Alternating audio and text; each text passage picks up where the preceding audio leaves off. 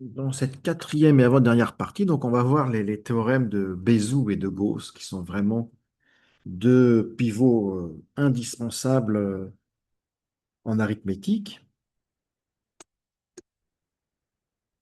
Alors, on va commencer par l'identité de Bézout. Donc, il y en a plusieurs des théorèmes autour de Bézout. Bon. Il faut bien apprendre les hypothèses et les conclusions par cœur et bien les comprendre. Alors, un premier théorème qui nous dit que si on prend deux entiers relatifs non nuls, et qu'on appelle D leur PGCD, eh bien, on peut toujours trouver un couple UV d'entiers tel que AU plus BV égale D. Donc, ça veut dire qu'on peut trouver une combinaison de A et B telle que cette combinaison soit égale au PGCD de AB. Alors, j'ai fait la démonstration dans le document PDF. Je ne vous l'ai pas fait ici. Par contre, ici, je vais vous faire voir le mécanisme qui est derrière tout cela.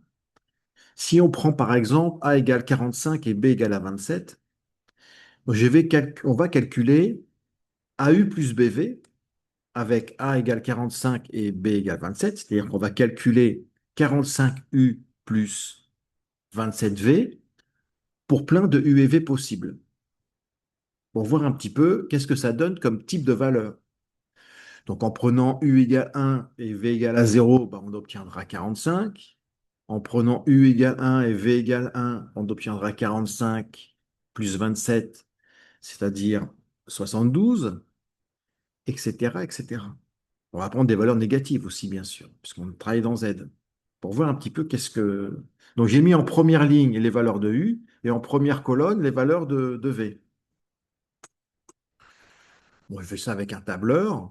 Et à l'intérieur du tableau, bien sûr, on écrit la valeur de 45U plus 27V, hein, de AU plus BV, comme annoncé. Donc ça nous donne ce tableau-là. Donc en rouge, hein, les valeurs de U, en bleu, ici, les valeurs de V. Donc on voit bien que quand U et V sont tous les deux égales à 0, eh bien 45U plus 27V, c'est 0. Quand j'avance à droite, bah, c'est les valeurs de U qui augmentent. Donc c'est pour ça que ça me donne 45, 90, 135, etc. Et quand je descends, c'est les valeurs de V qui augmentent, donc ça rajoute 27. Et là, ça retire 27 en montant. Voilà. Et qu'est-ce qu'on remarque dans tous ces nombres-là? C'est que, bon, bien sûr, on peut obtenir 0. Bah oui, c'est pas très dur, hein. Pour U et V, il suffit de prendre 0. Mais on l'obtient aussi plusieurs fois, le 0 ici. Bon, il y a plein d'autres façons. Par exemple, si on prenait U égale moins 27 et V égale 45, bah ça donne des zéros aussi. Donc, il y a plein de façons d'obtenir 0. Mais parmi les nombres positifs stricts, on remarque que le plus petit, ça a l'air d'être 9. Et en fait, 9, c'est le PGCD de 45 et 27. Et pour tous les autres nombres, il y a 9 ici, tiens, il y a 18, tiens, il y a 27. Et en fait, on va trouver à l'intérieur de ce tableau-là que des multiples de 9, que des multiples du PGCD. Donc, on obtiendra l'ensemble des valeurs de ce tableau, en fait, s'écrivent 9 fois un entier. Bon, ça peut être 9 fois 0, il fera 0, ça peut être 9 fois 1, il fera 9, 9 fois 2, 18, 9 fois 3, 27, 9 fois 4, 36, ça peut être aussi 9 fois moins 1, 9 fois moins 2, 9 fois moins 3. Mais c'est que des multiples de 9 qui sont écrits dans ce tableau. Et donc, le secret qu'avait trouvé Bézout, c'est que 45U plus 27V, donc, pour toutes les valeurs de U et V possibles, ça ne donne que des multiples du PGCD de U et V. Et donc, en particulier, on peut trouver un UV tel que 45U plus 27V et soit exactement égal au PGCD. Et d'ailleurs, le 9, donc, c'est la plus petite valeur positive stricte qu'on va pouvoir trouver. La démonstration utilise ce phénomène. D'accord. Elle va prendre la plus petite valeur positive stricte de 45U plus 27V, U et V décrivant Z. Et après, dans la démonstration, on montre que cette valeur, en fait, c'est le PGCD de 45 et 27. Voilà, donc c'est un joli phénomène. Alors, en premier exercice, on va prendre Ici, A égale 10 et B égale 14. Donc, il faut trouver UV tel que 10U plus 14V égale 2. Alors, là, on va le faire de tête. Et une deuxième question, il faut trouver XY tel que 10X plus 14Y égale 26. Alors, si on se rappelle de la règle, le PGCD de 10 et 14, bah, c'est 2. Donc, on peut trouver UV tel que 10U plus 14V égale 2. Ça, c'est sûr. C'est le théorème qui nous le dit. Et alors, est-ce qu'on peut trouver égal à 26? Bah oui, puisque 26 est un multiple de 2. En fait, on peut toujours trouver un XY tel que 14, 10x plus 14y égale un multiple du PGCD de 10, 14. Donc, un multiple de 2. Donc là, on va juste les faire de tête. Donc, allez-y, essayez de trouver de tête U et V. C'est pas très, très difficile. Donc, je vous donne la solution. Donc, bah, je rappelle que le PGCD étant égal à 2, le théorème nous dit qu'on peut trouver. Donc, allons-y. Sinon, ça ne sert à rien d'essayer de chercher. Et donc voilà, bah, fallait faire 30 moins 28, ce qui nous donnait bien 2. Donc le couple 3 moins 2 convient. Alors pour 26, ça peut être plus difficile, mais en fait, on va réutiliser le couple qu'on vient d'obtenir. Et donc il suffit de multiplier l'égalité précédente, égale à 2 par 13, qu'on aura donc une égalité avec 26. Donc ce qu'il va falloir multiplier, bien sûr, c'est non pas 10 et 14, hein, c'est bien sûr U et V qu'il faudra multiplier par 13. Donc, un couple recherché, c'est 39 et moins 26. Alors, il n'y a pas une seule solution, et à chaque fois, il y a une infinité de solutions. Donc, vous en demandez une ici, et on verra plus tard, mais ça, on le fera ensemble, parce que c'est un peu technique, comment on va faire pour trouver tous les couples UV vérifiant bah, soit la première question, soit la deuxième question. Et pour trouver tous ces couples possibles, et il y en a une infinité, hein, je vous dis, mais on verra que le raisonnement, il est basé sur en trouver un. Et dès qu'on en a trouvé un couple, c'est facile de trouver les autres. Voilà. Donc c'est pour ça, dans cette partie, nous, aujourd'hui, on va travailler sur le fait de trouver un couple.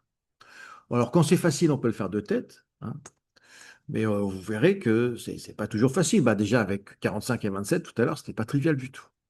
Donc ce sera là, le deuxième point, c'est on va voir comment trouver un couple UV vérifiant cette identité de Bézout. C'est-à-dire trouver UV tel que AU plus BV égale au PGCD de AB. On a vu qu'une fois qu'on a le couple UV qui est égal au PGCD donc, tel que AU plus BV égale PGCD de AB, bon bah c'est facile d'avoir un couple égal à un multiple du PGCD. Il suffit de faire comme on a fait dans la question 2. Alors on ne va pas le faire de façon théorique, mais on va le faire de façon concrète. J'ai pris deux nombres moches, hein, 348 et 92. Donc il faut trouver déjà le PGCD, et après trouver UV tel que 348 U plus 92V égale à ce PGCD. Donc, a priori, de tête, c'est. Bon, on peut essayer au petit bonheur la chance, hein, mais il faut quand même avoir un truc méthodique parce que. Bon, là, j'ai pris des nombres quand même assez petits, mais après, on peut prendre des nombres qui s'expriment en milliards, hein, donc, de tête, ce sera vraiment pas possible. Alors, il y a une première étape, bah, faut déjà commencer par calculer le PGCD. Donc, à l'aide des divisions euclidiennes successives, donc, bah, ça, vous avez l'habitude, vous savez faire. Donc, on va faire toutes ces divisions euclidiennes successives. Bon, il n'y en a pas énormément. Jusqu'à temps donc d'obtenir un reste nul. Donc ici, on l'obtient. Donc on voit que le PGCD, c'était 4. Donc nous, en résumé, maintenant qu'on connaît la valeur du PGCD, on va trouver donc un couple UV d'entiers relatifs tel que 348U plus 92V égale 4. Donc la deuxième étape, il y a plusieurs méthodes. On va dire qu'il y a une méthode qui consiste à remonter les divisions euclidiennes successives qu'on vient de faire, et une méthode qui consiste à descendre les divisions euclidiennes successives. Je vais choisir la méthode du tableau, qui est peut-être un peu plus simple à expliquer en ligne. Alors, on va construire un magnifique tableau lequel, donc, on va faire des combinaisons sur les lignes en fonction de la division euclidienne utilisée. Alors, par convention, le tableau, il commence toujours par la même chose. Donc, il commence toujours par prendre U égale 1 et V égale à 0. Il commence toujours par ça. Pour que la combinaison 348U plus 92V donne 348. Voilà, ça c'est important. Et la deuxième ligne du tableau, qu'on appellera L2, elle va consister en prenant une combinaison de U et V pour que ça fasse 92. Donc 348 fois 0 plus 92 fois 1. Voilà, ça c'est la base de la méthode. Elle commence toujours comme ça, la méthode. Alors maintenant, je vais utiliser cette division euclidienne, donc la première. Je vais le mettre ici tout à l'heure. Pourquoi? Bah, je vais obtenir une combinaison de 348 et 92 que j'ai obtenu ici. Je vais faire une combinaison de ces deux valeurs pour que le résultat de cette combinaison fasse 72. Donc pour ça, bah, je vais faire 348 moins 92 fois 3, c'est-à-dire la ligne 1, 348, moins 92, donc la ligne 2, fois 3. Donc je vais faire ligne 1, moins 3, ligne 2. C'est ce que j'ai exprimé ici. Donc ça provient de la lecture de la division euclidienne. Alors on va travailler toujours par colonne, donc je vais faire ça moins 3 fois ça. Donc au niveau du coefficient, il y aura 1 moins 3 fois 0, bah, il va rester 1. Et au niveau de ce coefficient, il va y avoir 0, moins 3 fois 1, 0 moins 3, va rester moins 3. Donc ici, je vais avoir 348 fois 1 plus 92 fois moins 3. La valeur, bah, je la connais, puisque elle est donnée ici, la valeur. On a fait en sorte que ça fasse exactement 72. Et la division utilisée, donc je la recopie. Bon, là, ça reste facile. Bon, ça reste facile tout le temps, en fait, mais là, c'est très, très facile. Donc, la ligne 3, la ligne suivante, c'est la ligne 4. Alors, que me dit cette ligne 4? Donc, elle se lit ici. Elle me lit, bah, il faut que je fasse 92 moins 72 fois 1. Enfin, 92 moins 72, donc. Et ça me donnera 20. Donc, je vais faire ligne 2, 92, moins 72, ligne 3. Je fais ligne 2 moins ligne 3. C'est ce que j'ai écrit ici. Ligne 2 moins ligne 3. Alors, donc, je me concentre sur ces deux lignes, ligne 2 moins ligne 3, et je vais travailler uniquement les coefficients. Donc, il y aura toujours 348 fois et 92 fois, toujours. Alors, le fois, par contre, le coefficient, que, comment va-t-il se transformer? Que va être sa nouvelle valeur? Donc, il faut faire ligne 2, 0, moins ligne 3, 1. 0 moins 1, ça fait moins 1. Donc, il va y avoir 348 fois moins 1. Ici, il va y avoir 1 moins moins 3. Donc 1 plus 3, donc 4. Donc plus 92 fois 4. Donc 348 fois moins 1, plus 392 fois 4. Alors, je n'ai pas besoin de calculer sa valeur. Je sais que ça fait 92 moins 72. Je sais que ça fait 20. Moi, je peux le vérifier. Mais je savais que ça faisait 20, puisque ça provient de cette écriture-là. Donc, je marque toujours division utilisée pour que. On n'est pas obligé de faire cette colonne, mais c'est pas mal parce que ça permet de voir où on en est. Ou bien sur les divisions euclidiennes qu'on a faites ici, précédemment, bah, vous pouvez mettre une croix quand vous l'avez utilisée pour savoir où vous en êtes. Donc maintenant, on en est là.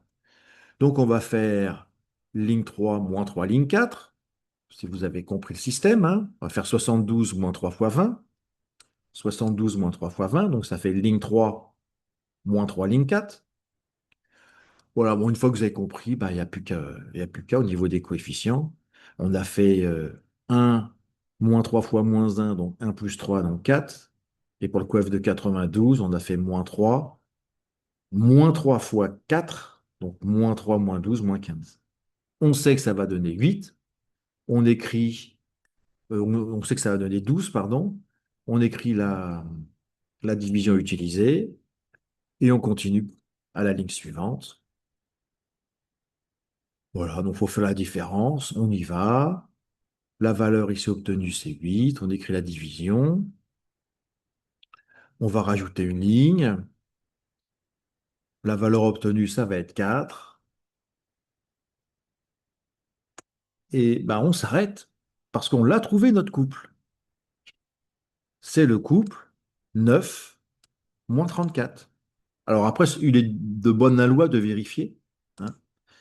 Donc en conclusion, le couple UV cherché, c'est le couple 9 moins 34. Voilà. Donc si vous avez compris ça, bah, vous avez compris la moitié de ce qu'on va faire aujourd'hui. Alors bien sûr, faut en faire tout seul, faut s'essayer, comme on dit. Donc, faut trouver un couple UV tel que 685U plus 250V égale au PGCD de 685 et 250. Bah, je vous laisse le faire, mettez sur pause, afin de le faire tranquillement. Et puis, bon, bah, maintenant, on va afficher les différentes étapes. Donc, on fait les divisions euclidiennes successives. Une fois qu'on a fini les divisions euclidiennes successives, on va passer, alors c'est plus ou moins long, hein, les divisions euclidiennes. On va passer à l'étape du tableau.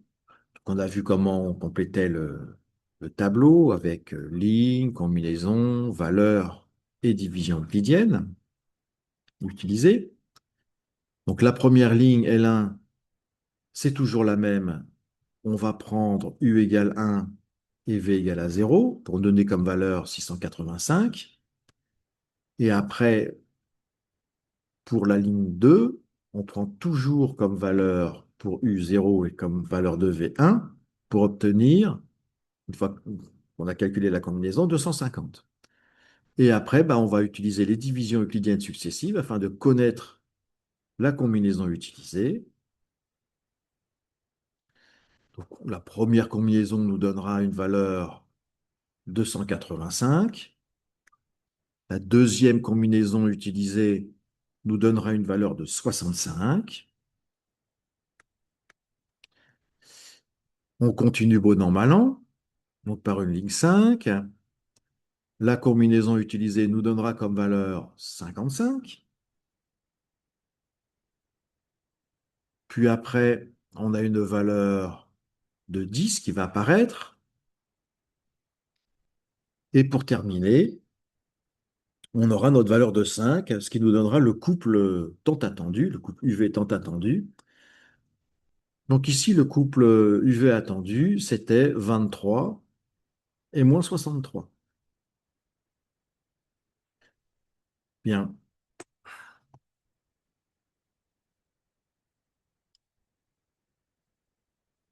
Donc bien sûr, je vous propose de vérifier à chaque fois, hein, je vous conseille de vérifier. Voilà, donc vous pouvez en faire un autre. Allez-y, cherchez-le, mettez sur pause. Donc voici la solution. Donc ce qui est bien, c'est qu'on a forcément tous les mêmes calculs normalement, ce qui permet de vérifier. Donc j'ai arrêté de mettre des couleurs. Ici, je me suis permis de m'arrêter parce que je savais qu'après, j'allais obtenir un reste nul, puisque 14 divisé par 2, ben, ça tombe juste. Donc je savais que le PGCD, c'était 2. Donc j'étais un peu plus rapide, c'est pas bien. J'ai un peu péché. Alors, maintenant, on va quand même passer à l'étape suivante, c'est-à-dire que c'est un peu pénible d'écrire ces combinaisons-là. Donc, l'étape suivante, c'est de cette colonne-là, on va la scinder en deux, avec juste U, une colonne pour U et une colonne pour V. On va juste écrire les coefficients qui sont là. On va plus écrire le 800 fois plus 166 fois. Voilà ce que je vous propose, ce qui nous permettra d'avoir un tableau un peu plus allégé. Par la suite, c'est quand même bien de faire ça. Donc, on va le faire bien sûr à partir d'un autre exercice. Donc ici, j'ai choisi 267 et moins 29. Donc, on fait toujours la division euclidienne avec dans Z, dans grand N, hein. Donc le moins 29, j'en ai pas tenu compte. En fait, le moins, il va être porté par V. Donc ici, le PGCD, c'était 1, donc il fallait trouver UV tel que 267U moins 29V égale 1, donc ce qui n'est pas trivial a priori. Alors on va faire exactement la même chose, donc sauf qu'il va y avoir une colonne pour U et une colonne pour V. En fait. C'est ce qui va changer un petit peu. Donc au début, bah, comme d'habitude, pour la ligne 1, on va prendre pour valeur de U 1 et pour valeur de V 0.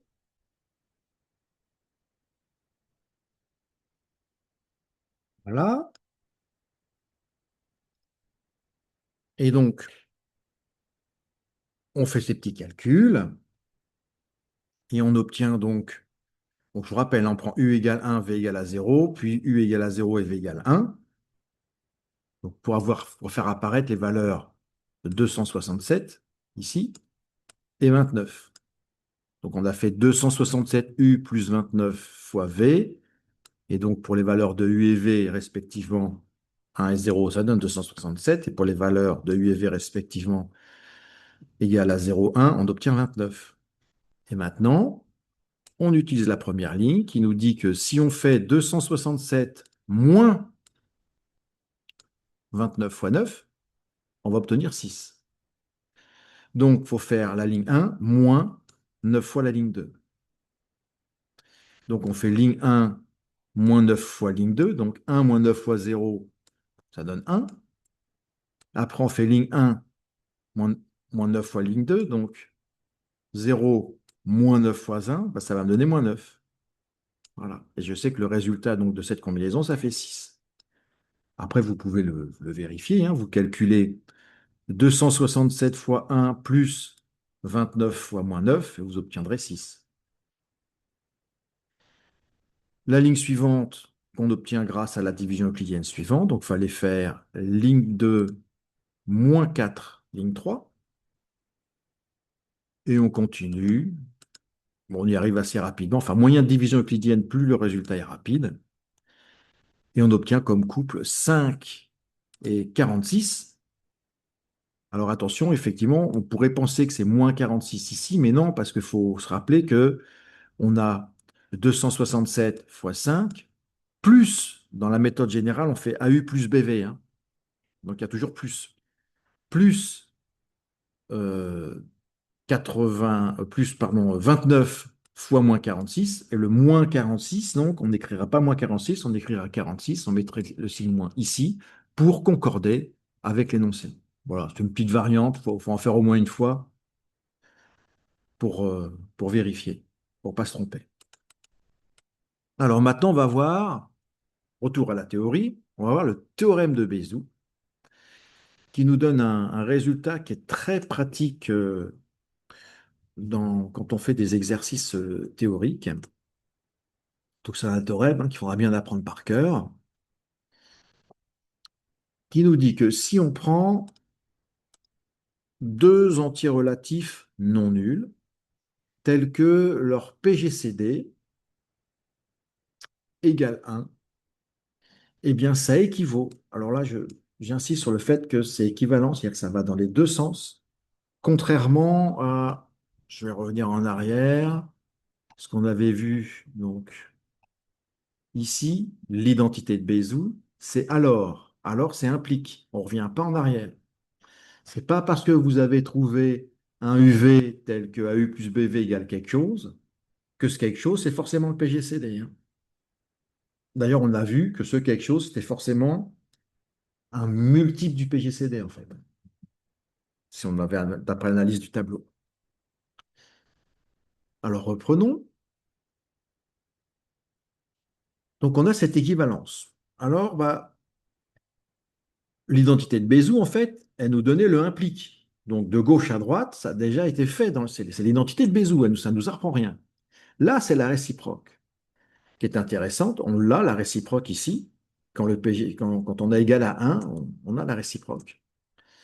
Donc, là, on va faire la démonstration. Donc, dans la démonstration, vous avez la partie le sens direct, donc de gauche à droite, ce qu'on appelle qui a déjà été faite grâce à l'identité de Bézout. Donc là, on va montrer la réciproque. Donc on suppose ce qui est à droite et on va démontrer ce qui est à gauche. Donc on suppose qu'on a un couple UV d'antirelatifs tel qu'AU plus BV égale 1. On va nommer, puisqu'on veut montrer que le PGCD vaut 1, ben, il faut le nommer. On le nomme, on l'appelle D. Qu'est-ce qu'on peut dire sur le PGCD de AB? Ben, c'est qu'il divise A et divise B. Et s'il divise A et divise B, si vous vous rappelez du premier cours qu'on a fait, il divise toutes les combinaisons de A et B. Toutes les combinaisons, en particulier celles de l'énoncé, celles qu'on a obtenues précédemment. Bah pourquoi? Bah parce que ça montrera que D divise 1. Et je rappelle que D, c'est un PGCD, il est positif. Donc un nombre positif qui divise 1, ça ne peut être que 1. Et donc, ça veut dire que le PGCD égale 1, et donc la réciproque est démontrée. Alors, la réciproque de l'identité de Bézout est fausse. Donc, on pourrait se poser, est-ce qu'elle est vraie, hein, parce qu'on a dans l'identité de Bézout, le premier théorème qu'on a fait dans cette séance, on avait marqué alors, c'est un implique. Quand on a un alors, on se pose toujours la question, mais est-ce que dans l'autre sens, ça marche? Est-ce que la réciproque est vraie? Donc ici, la réciproque, elle est fausse en général. Donc là, on avait vu que si jamais on a égal à 1, la réciproque est vraie, hein. Mais de façon générale, elle est fausse. Bah, pour ça, on va donner un exemple.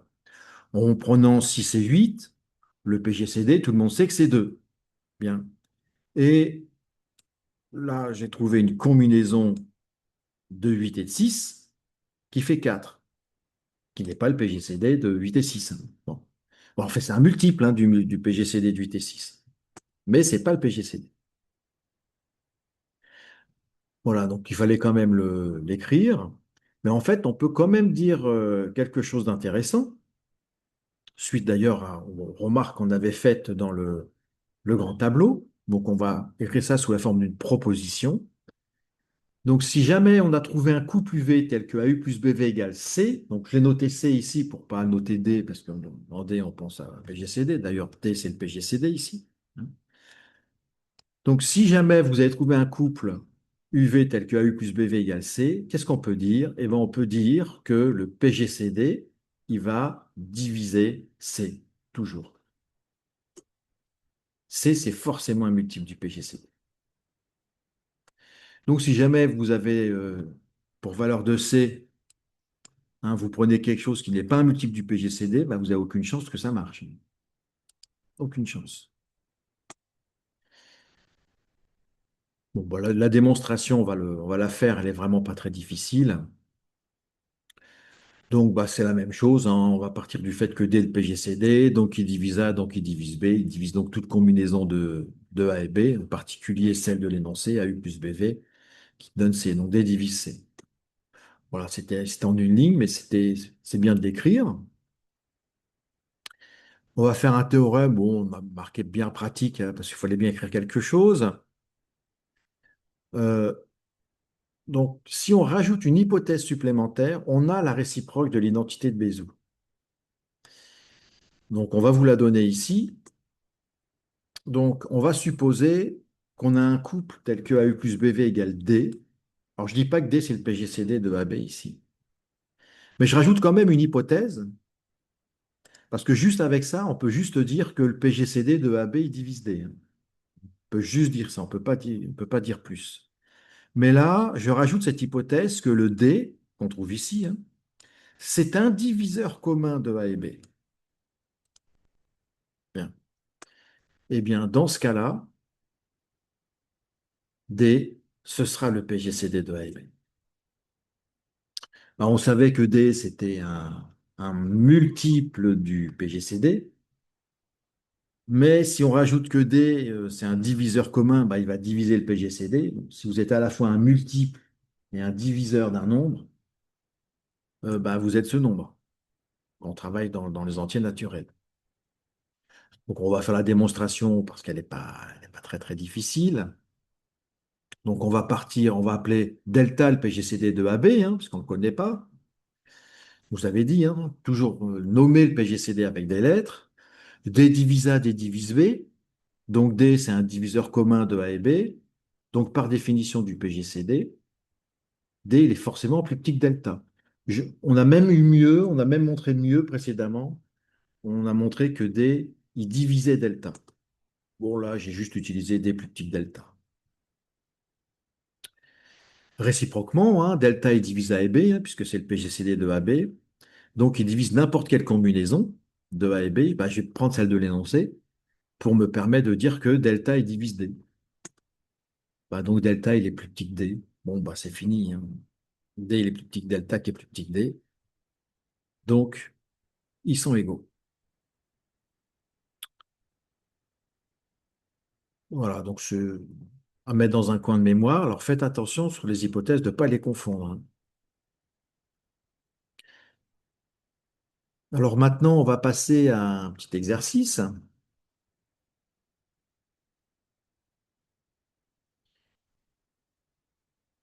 Voilà, donc je vais poser plusieurs questions qui va illustrer un petit peu ce qu'on a fait ici. Donc, en prenant A égale 91 et B égale 65, je vous dis que 91 fois 1 plus 65 fois moins 1, ça fait 26. Qu'est-ce que je peux en déduire sur le PGCD de A et B? Donc, j'ai fait ça avec quatre questions possibles. Et donc, essayez de voir ce que vous pouvez dire par rapport à ce qu'on a vu précédemment. Bien.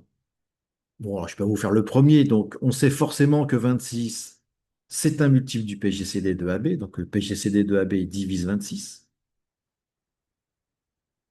Et est-ce qu'on peut dire que 26, ça va être le PGCD? Ben pour ça, grâce à ce qu'on vient de voir, il faudrait que 26, il divise 91 et 65. Ben, c'est impossible. 26, il ne divise pas 91, puisque 26 est pair et 91 ne l'est pas. Donc déjà, dans la réponse à la première question, on dira que 26 ne divise pas 91, donc on ne peut pas appliquer le théorème précédent, mais on peut juste affirmer donc que le PGCD divise 26. Voilà. Dans le deuxième, donc oui, en réalité, si on calcule le PGCD, on trouve 13. Voilà. C'était juste pour une remarque. Dans le petit 2, bah, 3, il divise, le 3 qui est ici, hein, il divise 45, il divise 33. Bon, bah, on est exactement dans le cas du théorème précédent, hein. On sait que 3, ça va être un multiple du PGCD de 45 et 33, mais étant aussi un diviseur de 45 et 33, bah, c'est le PGCD. Voilà, donc je peux vous laisser faire le reste, mettez sur pause. Et bon, bah, je vous affiche la solution, deux fois le même exo, hein, en fait. 1, 2 a été répété avec 3 et 4, dans l'ordre contraire. Alors, on va voir un théorème très très important qui est le théorème de Gauss, hein. C'est la pierre la plus importante de l'édifice de l'arithmétique de ce chapitre. Donc, ce théorème de Gauss, il dit la chose suivante. Donc, on va travailler avec trois entiers relatifs non nuls, ABC. On sait que A divise BC, le produit BC, et que le PGCD de AB égale 1. Alors, qu'est-ce qu'on va pouvoir dire? Ben, le PGCD de AB égale 1, ça veut dire que A et B n'ont aucun diviseur commun. Mais vraiment strictement aucun, à part un, bien sûr. Et A, il divise le produit BC. Bon, bah forcément, A, bah, il va devoir diviser C, puisque A et B, en fait, n'ont aucun diviseur commun. Donc, c'est ce qu'affirme le théorème de Gauss, A divise C. Alors, bien sûr, il y a une démonstration qui est très pédagogique, elle est intéressante, donc on va la faire. Donc, comment exploiter le fait que le PGCD est égal à 1? Eh bien, c'est là qu'intervient le fameux théorème de Bézout qui donne l'équivalence entre le PGCD égale 1 et le fait de trouver un couple UV tel qu'AU plus BV égale 1. Donc c'est ça qu'il faut utiliser ici. Alors bien sûr, on va utiliser le fait que A divise BC en disant qu'il existe un certain entier relatif tel que BC égale quelque chose fois A. Mais avant, on va multiplier l'égalité précédente qui est ici, on va la multiplier par C. Pourquoi? Parce que ici, on va avoir C égale quelque chose.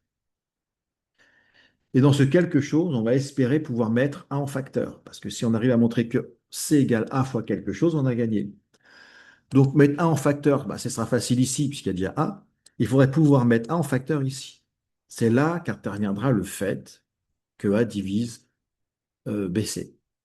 Bien.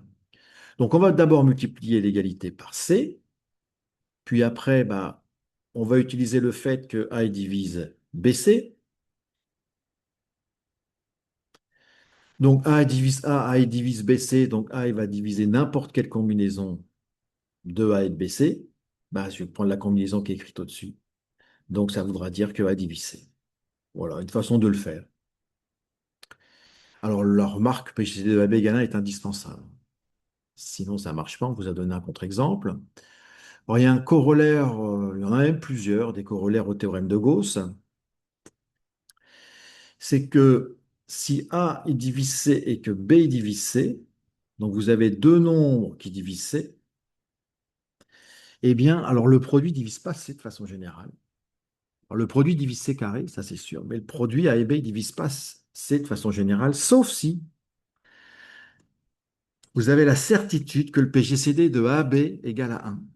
Donc, ils n'ont aucun diviseur commun. Dans ce cas-là, le produit AB, il divise C. Donc, on va faire la démonstration parce qu'elle est aussi pédagogique. Donc, qu'est-ce qu'on va faire dans cette démonstration? Bah, A divise C, donc bah, C, il s'écrit AK avec K dans Z. B divise C, donc bah, C, il s'écrit aussi B fois un certain K' avec K' dans Z. Donc, on a forcément l'égalité AK égale BK'.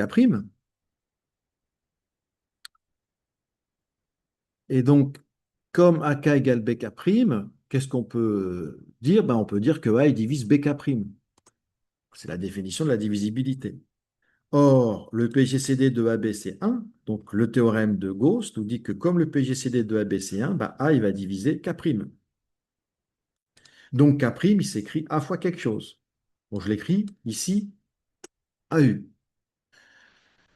Donc, maintenant que j'ai écrit que K' est égal à AU, je vais reprendre l'égalité E ici, AK égale PK', en remplaçant K' par AU. Voilà. Et là, bon, bah, en simplifiant par A qui est non nul, on obtient que K égale BU.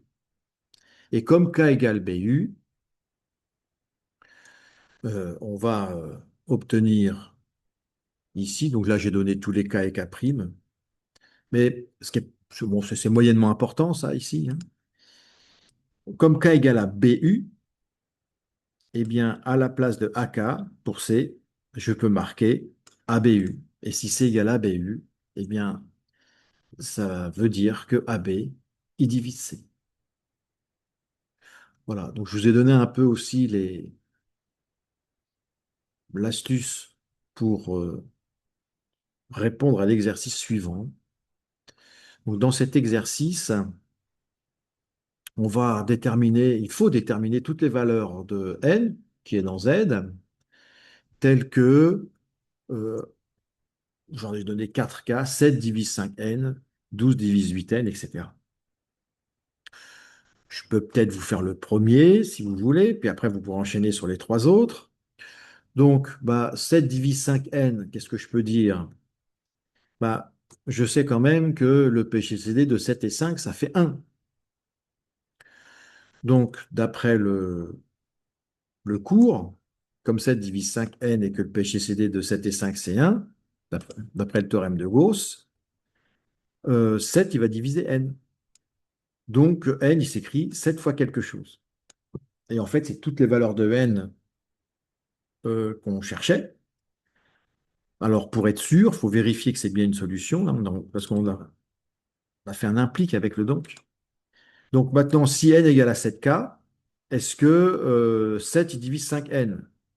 Bon, bah 7 il divise évidemment 7k, donc bah, il va diviser 5 fois 7k, de façon triviale. Alors le suivant est un peu plus pénible parce que 12 et 8 ne sont pas premiers, donc il y a une petite manipulation à faire. Voilà, je vous montre le tout début. Donc on dit que 12 il divise 8n, donc 8n, il s'écrit, je n'avais pas écrit les solutions du petit 1. 8n, il va s'écrire 12 fois quelque chose. Bon, on va choisir de l'écrire 12 fois k.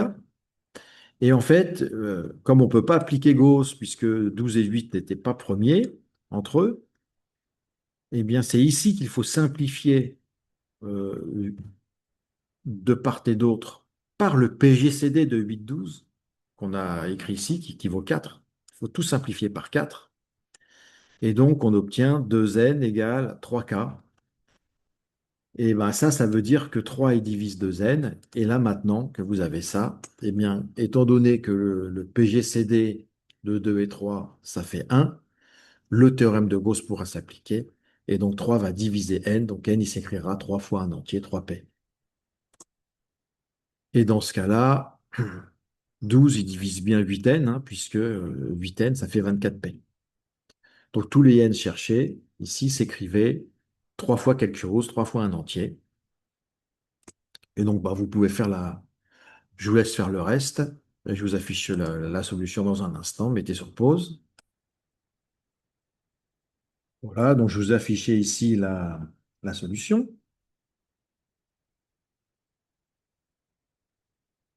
Alors, on va poursuivre par deux exercices. Après, je vous laisserai en faire tout seul.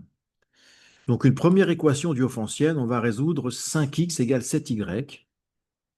Bon, on va exactement utiliser ce qu'on a fait précédemment. Donc, pour résoudre 5x égale 7y, on va dire, bon, bah alors, forcément, 5 il divise 7y.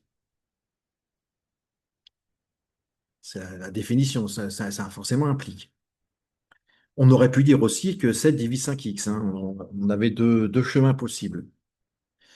L'intérêt, c'est que le PGCD de 5,7 égale 1. Alors, si jamais dans cette équation, le PGCD de A et B, là, les coefficients de x et y n'étaient pas égal à 1, eh bien, il fallait le calculer et tout simplifier par le PGCD, un peu comme on a vu dans l'exercice précédent.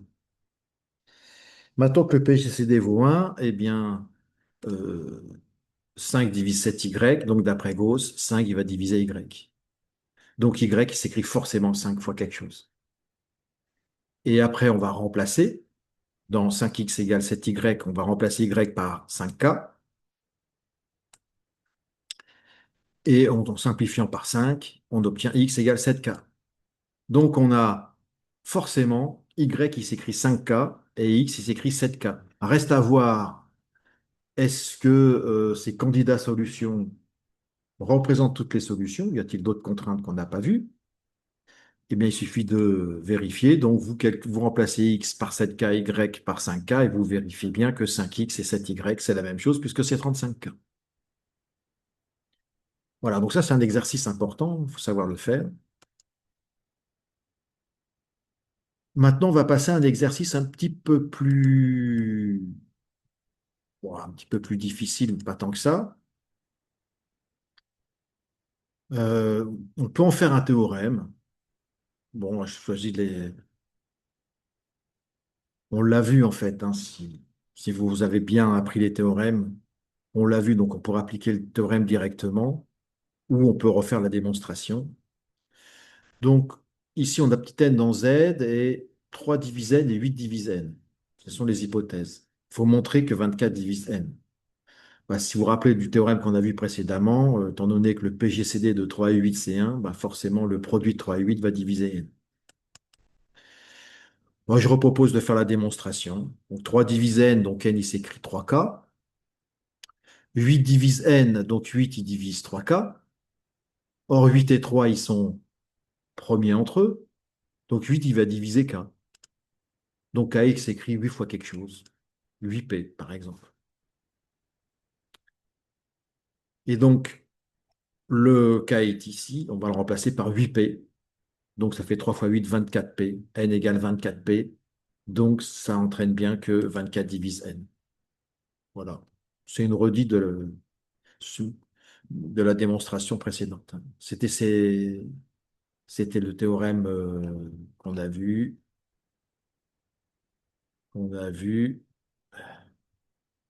ici. C'est le corollaire du théorème de Gauss, ce qu'on a appelé corollaire du théorème de Gauss. Voilà, donc il faut savoir leur démontrer aussi, c'est bien. Bien, petit b, bah, la même chose, hein, 4 divise n, 6 divise n, est-ce que 24 divise n? Bah, là, on ne pourra pas appliquer le corollaire parce que 4 et 6, ils ne sont pas premiers entre eux. Et donc, bah, vu la formulation, bah, la réponse, on sait bien que ça risque d'être non. Bah, il suffit de prendre un contre-exemple. Donc, en prenant n égale 12, on a bien sûr 4 divise 12 et 6 divise 12. Pourtant, 6 fois 4, 24 ne divise pas 12. Alors, un théorème, pardon, un exercice sur les fractions irréductibles qui est assez classique. Voilà. Donc, on prend n un entier naturel non nul et on écrit cette fraction. Et en fait, le but de l'exercice, c'est de montrer que cette fraction, elle est toujours, toujours, toujours irréductible, quelle que soit la valeur de n. Et pour cela, l'énoncé vous propose de montrer deux choses, que le PGCD de 2n plus 1 et n, c'est 1, et que le PGCD de 2n plus 1 et n plus 1, c'est toujours 1 aussi. Et après, il faudra dire que b est irréductible. Or, il y a plusieurs façons de faire le petit a. Bon, faites le petit a, il n'est pas très difficile. Donc, vous pouvez le mettre sur pause et essayer de le faire. Donc, on peut faire un truc rigolo, c'est effectivement, on va trouver une combinaison ici. Voilà, je dévoile tout. Catastrophe. Une combinaison de 2n plus 1 et de n qui va retirer les n. Ah, donc, on fait le premier fois 1 et le premier fois moins 2. Il n'y aura plus de n. Et à la fin, ça fait 1. Donc voilà, c'est cool, hein. Bézou, il nous dit que bah, voilà, cette combinaison fait 1, c'est sûr que le PGCD de 2n plus 1 n, c'est 1. Voilà. Et on fait le même coup avec la suivante. Tout se passe très bien entre 2n plus 1 et n plus 1. Donc on fait alors j'ai fait une combinaison pour que ça fasse 1, mais enfin si vous aviez obtenu moins 1, c'est pareil, hein. Donc le PGCD de 2n plus 1 et n plus 1, ça vaut 1 aussi. Donc le petit a est démontré. Maintenant, il faut en déduire que a est une fraction irréductible. Donc en fait, le numérateur ici, hein, il est premier avec cette partie du dénominateur et premier avec cette partie du dénominateur. Alors, oui, il y a plusieurs façons de le faire. Il y a la façon facile, qui utilise le cours, et la façon difficile, plus difficile, qui utilise un peu moins le cours, qui redémontre en fait un théorème du cours. Donc, commençons par la partie un peu plus longue. Eh bien, finalement, la fraction elle est irréductible si le PGCD du numérateur et du dénominateur, ça fait 1. Donc, c'était naturel d'essayer de calculer le PGCD du numérateur et du dénominateur. Bien. Donc, on le nomme, et qu'est-ce qu'on peut dire? Ben, on peut dire que D divise 2n plus 1 et D divise ce produit. Alors, c'est un peu gênant parce qu'on a plein d'informations. Si on sait que D divise n, comme D divise 2n plus 1, d'après ce qui précède, hein, bah, boum, D serait égal à 1, serait gagné. De même, si on avait juste D divise n plus 1 ici, bah, ce serait gagné aussi grâce à la deuxième partie. Donc, il serait naturel ici de dire je voudrais faire sauter soit le n plus 1. Donc, pour ça, il faudrait, par exemple, que le PGCD de D et de n, ça soit 1. Si on avait ça, on pourrait le faire sauter. Eh bien, qu'à cela ne tienne, vous voulez démontrer que le PGCD de D et n fait 1, enfin, on espère, eh bien, on va le nommer, ce PGCD. Appelons-le delta. Donc, delta, c'est le PGCD de dn. Donc, delta divise D, delta divise n. C'est la base. Or, comme delta est divise D, et je vous rappelle que D, c'est ce PGCD, donc D en particulier divise 2n plus 1. Donc delta divise D, D divise 2n plus 1, donc delta divise 2n plus 1. Oups, là, je dévoile tout. Et delta, il divise n, bah donc il divise le PGCD de 2n plus 1 et de n, qui vaut 1. Donc delta vaut 1. Donc là, on est content. Delta vaut 1. Donc, on va pouvoir appliquer euh, le théorème de Gauss. Comme delta vaut 1, le PGCD de D de n vaut 1, donc D divise tout simplement n plus 1. Or, D, il divise aussi n plus 2. Bah, donc, il divise le PGCD de 2n plus 1. Pardon, il ne divise pas de n plus 2, pardon. Il divise 2n plus 1. Donc, D, il va être égal à 1 parce que le PGCD de n plus 1 et de 2n plus 1, il vaut 1. Voilà. Alors, on pouvait aussi utiliser le théorème de Cour, hein. Il suffisait de montrer que le PGCD de ces deux-là, c'est 1. Bon, ce qui n'est pas très difficile puisque la différence vaut 1. Donc, le PGCD de n et n plus 1 vaut 1. Donc, si n y divise,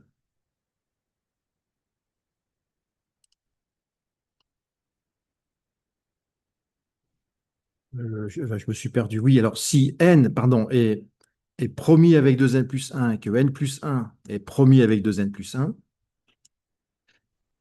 euh, on, il y a un théorème de Cour, hein, qui nous permettra de dire que le numérateur, il sera premier avec le produit n fois n plus 1. Donc en fait, c'est un peu ça ce qu'on démontre ici. Et puis bah, ça nous aidera quand on fera ce théorème-là. La démonstration est exactement la même que celle-ci. Bien, bah, je vais vous laisser terminer par des exercices. Donc je ne vous les affiche pas là, hein, ils sont dans le document. Donc faites-les, il y en a pas beaucoup, mais ça vous permettra de réviser un petit peu ce qu'on a vu ici. Bon courage!